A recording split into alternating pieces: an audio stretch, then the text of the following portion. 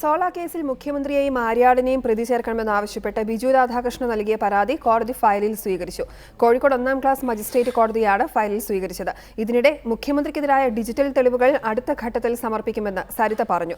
തമ്പാനൂർ രവിയും സരിതയും ഒത്തുകളിച്ചാണ് തെളിവുകൾ മാറ്റിയതെന്ന് Biju Radhakrishnan Zola commission നൽകിയ തുറന്ന കത്തിൽ പറയുന്നു. സോളാർ കമ്മീഷനിൽ സരിത നൽകിയ മൊഴിയുടെ അടിസ്ഥാനത്തിൽ മുഖ്യമന്ത്രിക്കും ആര്യാടനുമെതിരെ കേസെടുക്കണമെന്നാവശ്യപ്പെട്ടാണ് ബിജു രാധാകൃഷ്ണൻ കോടതിയെ സമീപിച്ചത്.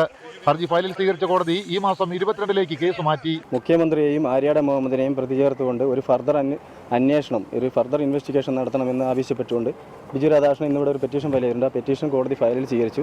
22/2/2016 അത് ഫർദർ ഹിയറിംഗിന് വേണ്ടി വെച്ചിട്ടുണ്ട്. ഇതിനിടെ ഉമ്മൻചാണ്ടിക്കെതിരായ ഡിജിറ്റൽ തെളിവുകൾ അടുത്ത ഘട്ടത്തിൽ സമർപ്പിക്കുമെന്ന് സരിത എസ് നായർ പറഞ്ഞു. കമ്മീഷന് മുൻപാകെ പറയുന്ന കാര്യങ്ങളിൽ വിശ്വാസമില്ലെങ്കിൽ സർക്കാരിന് മറ്റൊരു അതോറിറ്റിയെ നിയമിച്ചുകൂടെയെന്നും സരിത കണ്ണൂരിൽ പറഞ്ഞു. ഞാൻ പറയുന്ന കാര്യങ്ങൾ സാധൂകരിക്കാൻ ഇവിടെ അല്ലെങ്കിൽ ഒരു തേർഡ് പാർട്ടി ഏജൻസി വെക്കട്ടെ. എന്തുകൊണ്ട് അതിനാരും മുതിരുന്നില്ല? ഒരു FIR ഇടുമ്പോൾ ഓടിപ്പോയി ഹൈക്കോടതിയിൽ സ്കാഷ് ചെയ്യാണ് പതിവ്. അങ്ങനെ പേടിച്ചോടിയിട്ട് എന്താ കാര്യം? അതേസമയം കോയമ്പത്തൂരിലെ വീട്ടിൽ സൂക്ഷിച്ചിരുന്ന തെളിവുകൾ തമ്പാനൂർ രവിയുടെ സഹായത്തോടെ സരിത മാറ്റിയെന്ന് ബിജു ആരോപിച്ചു. പാലക്കാട് പോലീസാണ് തെളിവുകൾ മാറ്റിയത്. സരിതയെ ശരിയായി ക്രോസ് ചെയ്തിരുന്നുവെങ്കിൽ പിറ്റേന്ന് മുഖ്യമന്ത്രി രാജിവെക്കേണ്ടി വന്നേനെയെന്നും ബിജു രാധാകൃഷ്ണൻ മാധ്യമങ്ങൾക്കും സോളാർ കമ്മീഷന് നൽകിയ തുറന്ന കത്തിൽ പറയുന്നു. വിവിധ ബ്യൂറോകൾക്കൊപ്പം ന്യൂസ് ഡെസ്ക് റിപ്പോർട്ടർ.